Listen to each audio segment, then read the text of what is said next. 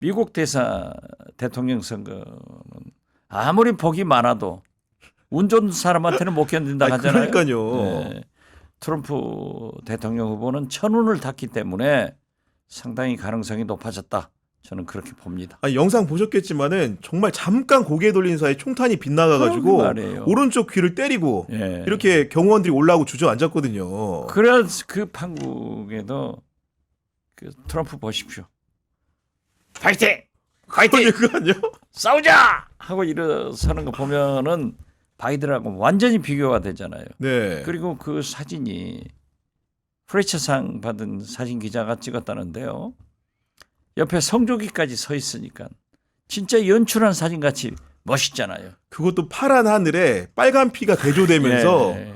오른손을 올리고 성조기가 보이고 파이트! 네. 싸우자! 야, 정말로 아마도 트럼프 후보를 지지하지 않던 분들도 뭔가 묘한 격한 감정을 느꼈을 것 같아요. 그러니까 미국 시민의 70%가 트럼프가 대통령 당선된다 이렇게 예측한다는 거 아니에요? 아무튼 운이 좋아요. 아니, 의원님도 사실은 정치 이제 오래 하시면서 그런 극적인 장면들을 여러 이렇게 목도하셨을 것 같은데 혹시 좀 비견할 만한 생각나는 것 좀 있으십니까? 이런 극적인 장면은 없었지 않아요? 그러니까 생사가 달린. 네. 네. 아니 어떻게 그 순간에 고개를 틀어가지고 그러니까요. 네. 아무튼 천운을 타고난 거예요. 목숨을 산 것도 문제지만은 대통령이 또 되는 거 아니에요? 그러니까요. 넉 달 남은 대선에 이제 유리한 고지를 점했는데 사실은 우리가 가장 궁금한 거는 한국에 끼칠 영향이 트럼프 대통령이 재선이 되면 어떻게 될 것인가. 사실 이런 문제 같은데요. 그렇게 큰 영향은 없을 거예요. 그렇지만은 트럼프가 대통령이 되면은 우선 김정은과 만나려고 노력할 그러니까요. 겁니다. 네. 그렇지만 김정은이 지난번 하노이 회담에서 당해본 그런 경험이 있기 때문에 선뜻 나서지는 않을 겁니다. 근데 네. 그리고 트럼프의 예간장을 좀 녹이고 그래도 만날 거다. 그리고 우리나라한테는 방위비 부담 같은 것을 미군 철수? 이건 미국의 이익을 위해서도 못하는 거예요. 그렇지만은 한국의 트럼프, 윤석열 대통령 성격이 비슷하기 때문에 네. 방위비 많이 내라. 그러면 윤석열 대통령이 줬어. 가져가시오 하고 몽땅 줘버릴지도 모르죠. 아니 저는 외교 문제에 대한 식견이 짧기는 한데 그 러시아 푸틴하고 트럼프가 관계가 우호적이라는 거 아닙니까? 그렇죠. 그런 상황에 지금 러시아하고 북한이 뭔가 조약도 맺고 가까워지고 있는 상황이잖아요. 중국을 견제한다고 하면 그 한반도 관계에 미국이 지금까지 다른 대처를 할 수도 있는 거 아닙니까?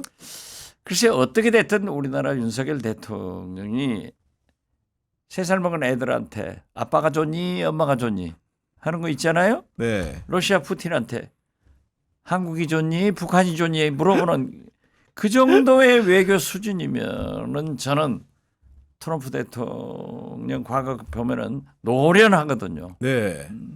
그렇기 때문에 방위비 그러한 협상에서는 윤석열 대통령이 또 배짱 좋으신 분이라 그렇게 하세요. 일본하고 보십시오. 기시다 총리한테 다 주워버리잖아요.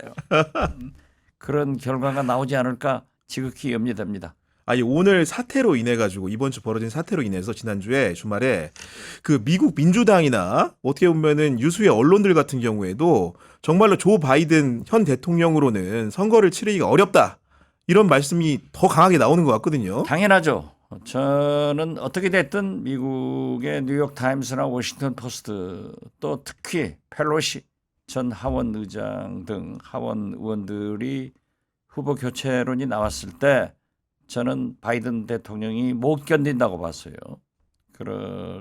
그러나 다행히 이번에 나토 정상회담은 안보 관계이기 때문에 세게 나가면은 실수만 하지 않으면은 바이든이 올라설 네. 수도 있다. 이런 기대를 가졌는데 보세요.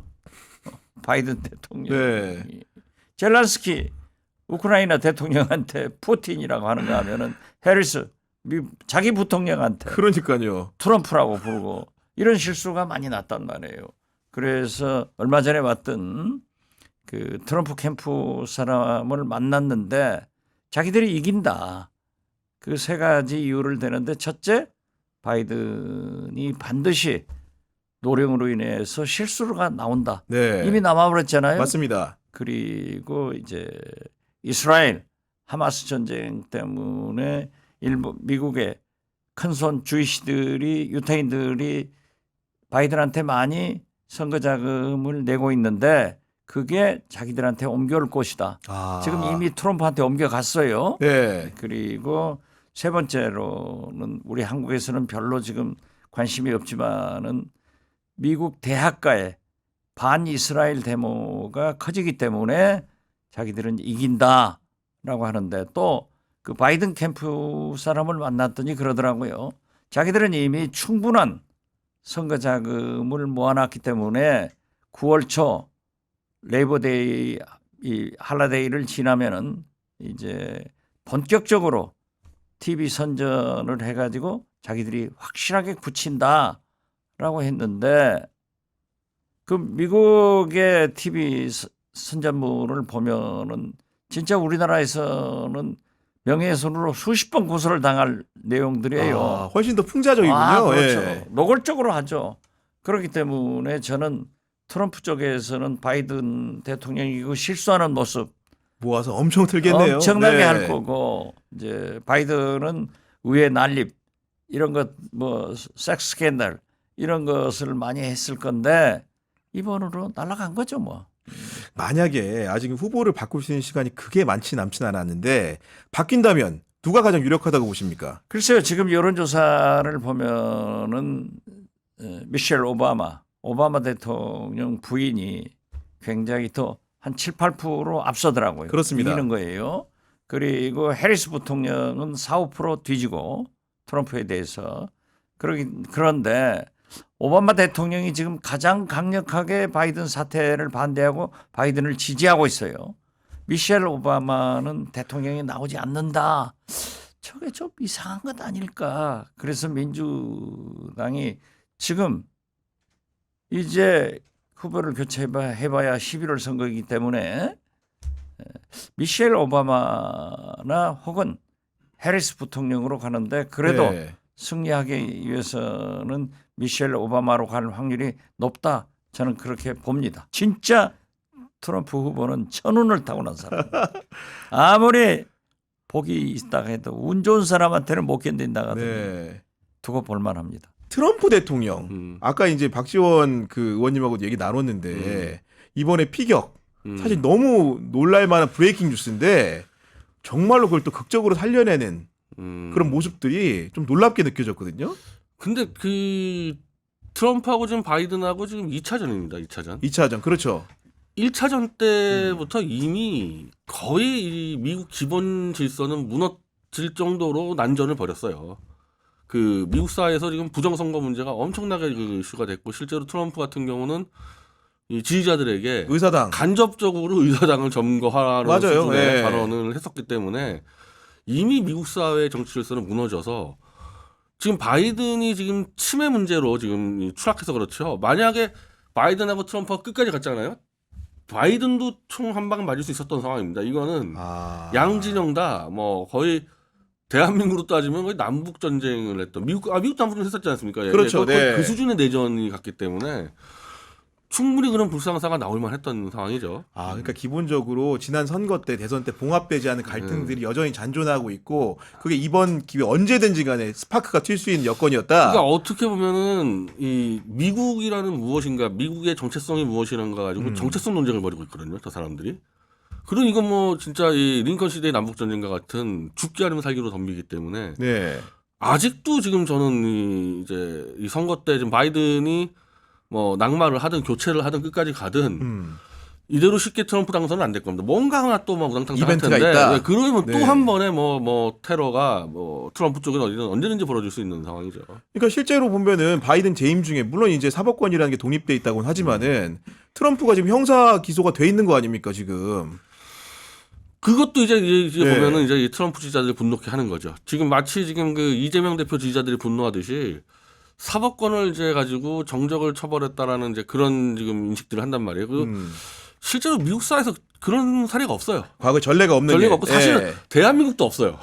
윤석열 이전에 그런 경우 없었습니다. 같이 대선을 치렀던 사람은 저렇게 뒤진 경우 없었습니다. 그러니까 한국 미국 비슷한 상황인데 트럼프 지지자나 이재명 지지자 입장에서는 못 받아들이는 거죠. 저 사법권에 대해서.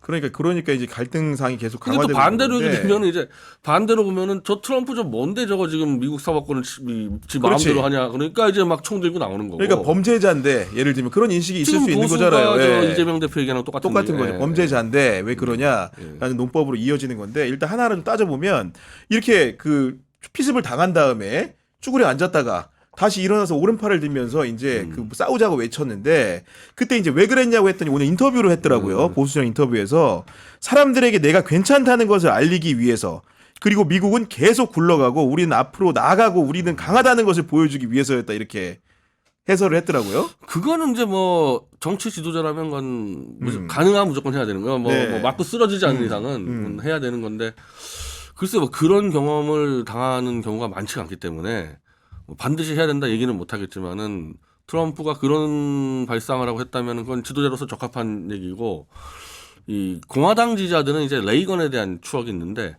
마치 민주당 지지자들 미국 민주당 같은 경우 네. 케네디에 대한 추억이 맞아요. 똑같은데 네. 레이건이 피격당했을 때 레이건은 이거 완전히 그냥 이 복부관통해가지고 쓰러졌는데 이 수술대에 오르기 전에 이제 그 의사들하고 이제 이 간호사들하고 농담 따먹게 한 게 워낙 강렬한 이미지를 줬는데 네.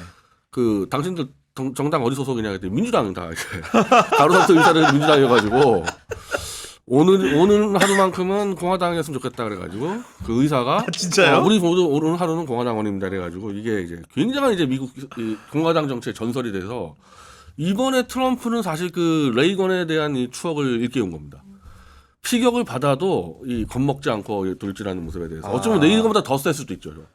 그러니까 지금 구호 자체가 마가라고 해가지고 메이크 아메리카 그레이트 어게인을 계속 지금 하고 있는 거예요. 미국을 다시 한번 다시 뛰게 만들겠다. 쉽게 얘기하면 역동사회로. 그 사진이 정말 누가 연출한 것처럼 그러니까요. 이 성조기가 딱 서 있고 그래서 그 드라쿠라의 그 그러니까, 유명한 네. 있지 않습니까? 그 승리의 여신 그거 완전 재현한 것처럼 만들어놔서 그러니까 프랑스 혁명기에 진짜 트럼프 입장에서는 엄청난 정치적 자산을 지금 확보한 거죠. 이거.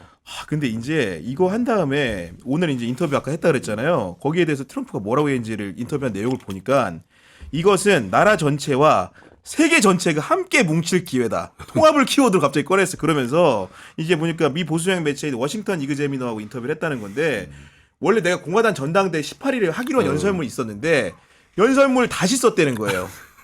원래는 그 연설문은 바이든 정부의 아마 실정을 바이든 까는 걸로 완벽하게 때려 박는 거였는데 이번에는 내가 우리 미국을 하나로 통합하겠다. 이걸로 바뀌었다는 겁니다. 아마 바이든 까는 걸로 해놨다가 네.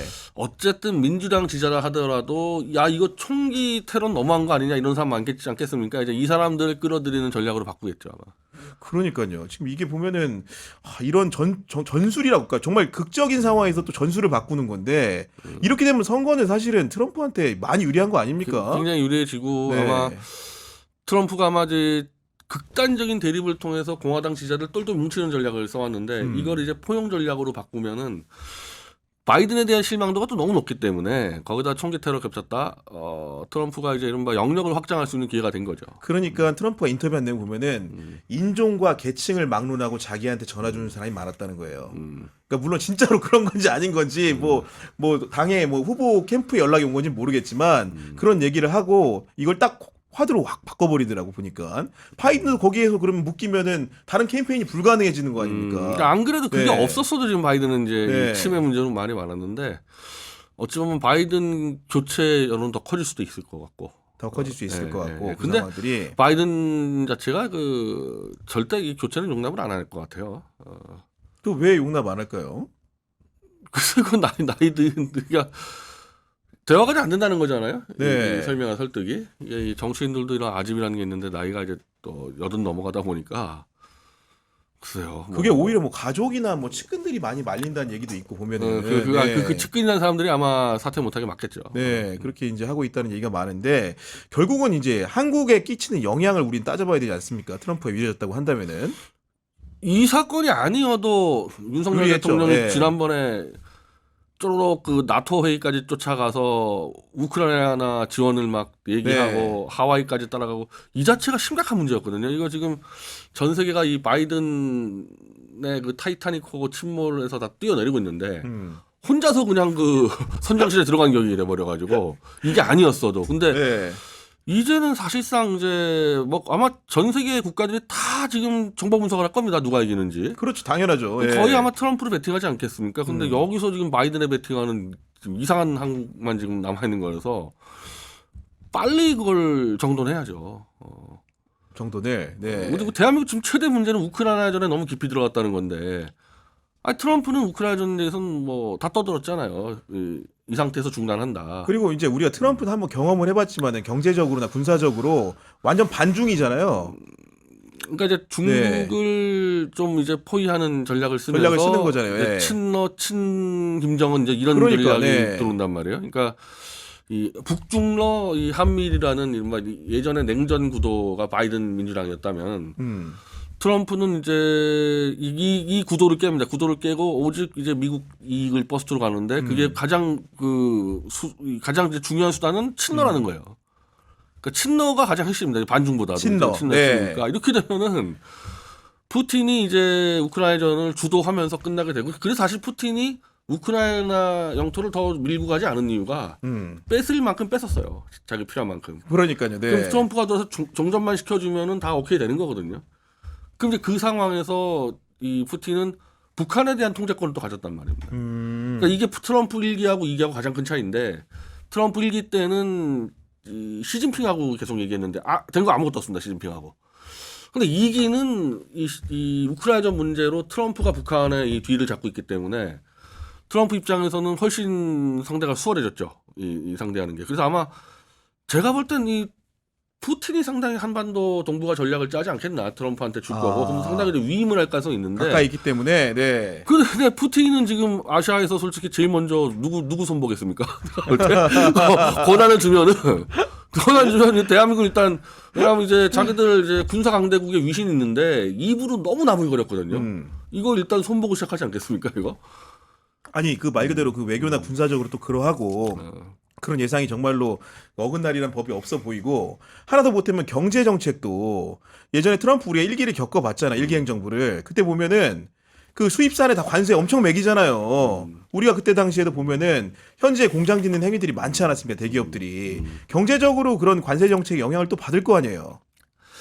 그러니까 한국 같은 경우는 이제 이 대한민국 이 공장들을 주로 이제 막 해외로 뻗어 나갔었는데 네. 실제로 트럼프는 이제 그런 세계화를 반대하면서 자국에서 만드는 걸로 위주로 갔기 때문에 어찌 보면은 이 세계화에 좀 벽을 치는 작업들을 한단 말이에요. 네. 그럼 한국도 이제 한국은 제일 골치 아픈 게 무역 의존도가 너무 높은 나라인데 그럼에도 불구하고 이제 한국은 이 자국 내 공장 문제를 관리를 해야 되는 시점인 거죠. 지금까지 뭐 신경 안 썼단 말이에요. 그런 것들. 내가 나가서 막 수출하면 된다 그랬었는데 내수 시장 신경 써야 될 사태가 오는 거죠. 그리고 우리가 보면 대체로 보면 중국을 경유해 수출하는 것들이 꽤 많고 그거가 이제 쉽지 않죠. 그리고 중국산 부품이 몇 프로 이상이면은 예를 들면 수입을 예를 들면 관세를 매긴다는 또 이런 조치들이 계속 이어질 거 아닙니까 지금 그거는 보면은. 근데 네. 사실 바이든 때도 마찬가지였기 때문에 그 중국 포위 전략은 사실 트럼프나 바이든이나 큰 차이가 없어요. 차이가 없는데 차이가 없는데 이제 이 바이든은 한중 대만을 통해서 포위하려고 하는 거고 이제 트럼프는 북한하고 러시아를 떼서 하려는 거고 요 차이가 있으니까 한국은 이른바 지금까지 끌고 왔던 세계화 전략하고는 다르게 가야 되겠죠. 아니 근데 일본 같은 경우에 좀 기민하게 바뀌고 있는 거예요? 트럼프가 좋습니까 지금? 일본은 내각제라서 쉬워요. 바꾸기가 내각제의 장점이 그겁니다. 그냥 기시다를 내리든지 기시다를 내리지 않더라도 이 국회가 조금 바뀌어지면 끝날 수 있겠는데 근데 한국은 지금 국회가 다수가 바뀌었잖아요. 맞아요. 근데 네. 대통령이 그대로 지금 정책이 가고 있지 않습니까? 내각제라는 이 제도는 사실은 이런 거 탄력적으로 대응하기 굉장히 편해서 일본은 순식간에 바뀔 겁니다. 우리 같은 경우에는 선거를 치를 때까지 기다려야 우리는 되지만 3년 기다려야 네, 되잖아요. 그러니까요. 예. 아니 일본은 내일이라도 기시다 내리면 되거든요. 그러니까 외교 정책이라는 것도 약간 유연하게 네. 대응할 수 있는 나라다. 예. 아니, 원래 그 아베가 있을 때 완전히 그냥 저 힐러리 밀었어요 그때 그냥 대놓고 힐러리 밀다가 트럼프가 그때 역전하지 않았습니까 일기 때? 맞아요. 예. 순식간에 그냥 그 라인 다 바꿨습니다 그때 친 트럼프 라인으로. 일본은 그게 되는 나라니까요. 아니 근데 저는 미국 정치를 정확히 몰라서 그런데 그 미셸 오바마 등판 가능성은 좀 높다고 봐요. 근데 그거는 그 민주당 지지자들이 이게 하도 이게 지금 맞는 안 얘기예요, 되니까 그냥? 예. 그런 거지. 등판을 할 수 없는 여건인 걸로 알고 있어요. 예. 그 사생활도 그렇고 그냥 하나의 그냥 동화로 있는 거지. 그런 의지도 없고 사실은 그런 준비도 안 됐다고 저는. 그럼 11월의 분위기는 이대로 가면 거의 트럼프가 확실시되는 상황이라고 봐도 네. 무방한 것으로 보고 여러 가지 일단은 뭐 예. 대한민국은 그렇게 준비를 해야 되겠죠.